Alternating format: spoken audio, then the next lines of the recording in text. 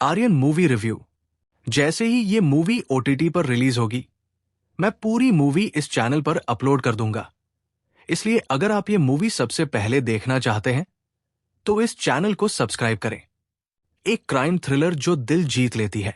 Aryan movie synopsis. एक fail writer का honour गुस्सा पहले से प्लान किए गए मर्डर की एक सीरीज शुरू करता है, जिससे एक पुलिस वाले को एक परफेक्ट प्लान वाले किलर को ढूंढना पड़ता है। Aryan movie review. आर्यन में सबसे दिलचस्प आइडिया यह है कि इसके विलेन का मोनोलॉग कोई एंडिंग नहीं है, बल्कि उसकी बड़ी पहले से लिखी कहानी का पहला चैप्टर है।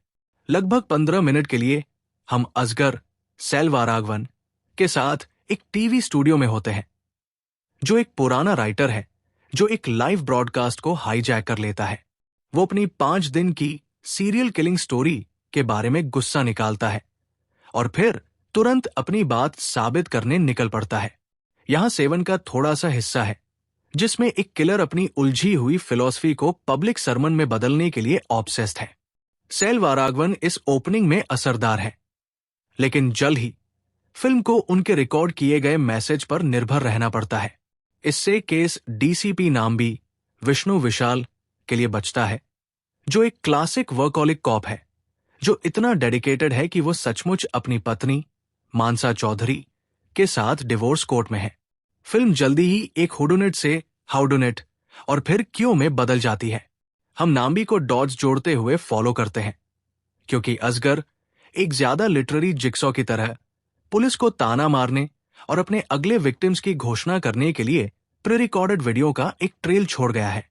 प्लॉट खुद थोड़ा सादा लग सकता है, क्योंकि नाम्बी बस ट्रेल को फॉलो करता है। क्यों सबसे अजीब हिस्सा है। असगर के विक्टिम्स अनसंग हीरो, एक नर्स, एक सैनिक, एक एक्टिविस्ट हैं जिन्हें समाज भूल गया है। उसका साइकोटिक लॉजिक यह है कि उन्हें मारकर वो आखिरकार सभी को उनकी वैल्यू पहचान दिलाएगा। ये कम से कम कहने के लिए एक खिंचाव है। शुक्र है, एक धीमी शुरुआत के बाद आर्यन दूसरे हाफ में खुद को संभाल लेता है। मर्डर्स का कैसे और टिक टिक करती घड़ी कुछ सच में रेसी, इंटरेस्टिंग थ्रिल्स देती है। विष्णु विशाल ने फिल्म को अच्छे से संभाला है और फिनाले, जो उन्हें किलर की कहानी में फंसाता है, अच्छी तरह से स्टेज किया गया है। श्रद्धा श्रीनाथ एक असरदार टीवी होस्ट का रोल करती है, जो क्रिमिनल प्लॉट में उलझी हुई है। एक स्टेबल थ्रिलर।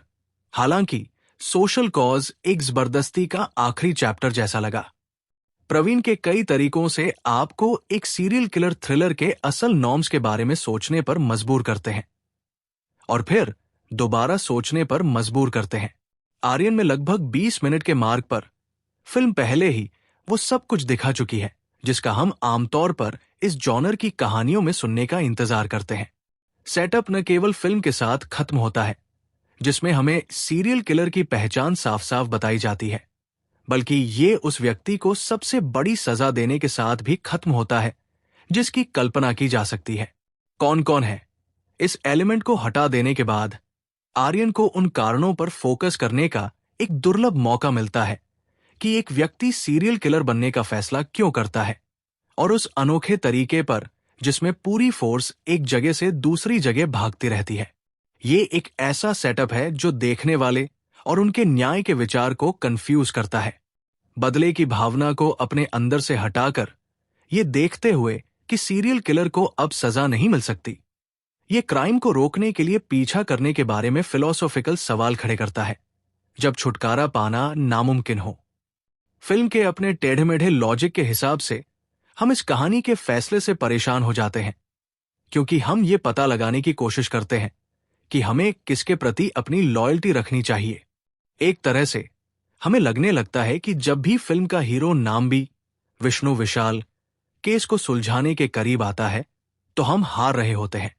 हम बुरे आदमी का साथ देने लगते हैं, भले ही हम उसके तरीकों से सहमत न हों। इससे हमें एक ऐसे हीरो का इंप्रेशन मिलता है जो अपने काम में खास अच्छा नहीं लगता। जिन 5 लोगों के मर्डर होने की बात कही जा रही है, उनमें से हम एक से दूसरे के पास जाते हैं, क्योंकि नाम्बी मर्डर रोकने का एक और मौका गवा देता है। ये एक ऐसा पैटर्न है जिसकी कल्पना तभी की जा सकती है जब लीड रोल करने वाला स्टार विलेन के साथ स्पॉटलाइट शेयर करने को तैयार हो। ज्यादातर सीरियल किलर फिल्मों की तरह हीरो अक्सर इतने सादे होते हैं कि ज्यादा असर नहीं डाल पाते, और आपको नाम्बी के साथ भी यही महसूस होता है। फिल्म में उसे तलाक के समय फिर से दिखाकर उसमें नई चीजें जोड़ने की कोशिश की गई है।